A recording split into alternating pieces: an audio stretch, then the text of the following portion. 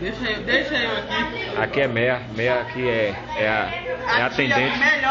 Atendente do restaurante, não é isso, A Meia? melhor tia do mundo. Isso. Você mora aqui Você mora aqui na colônia há quanto tempo, Meia? Eu moro aqui 36 anos, desde que nasci. Faz uma propaganda aqui desse restaurante aqui pra gente. Esse restaurante é o melhor restaurante que há dentro da colônia, não há igual a esse, é o melhor feijão tropeiro. Sim, eu vou mostrar só o espaço enquanto você vai falando. Continua falando. O melhor feijão tropeiro, a melhor carne assada, o melhor arroz carreteiro, a melhor feijoada, o caruru.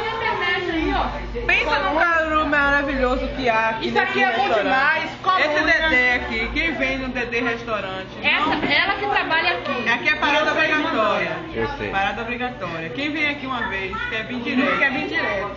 E olha mais, viu? Olha o preço baixo. Preço baixíssimo. Então você convida todo o povo aqui. Convida aí o pessoal, né? Corta. Dai também quer dar uma entrevista, vai lá. Tá aí, fala aí. Essa é a dona do restaurante. Essa é a dona. É a dona do restaurante. Não. Aí, vai pra internet daí. É a propaganda da.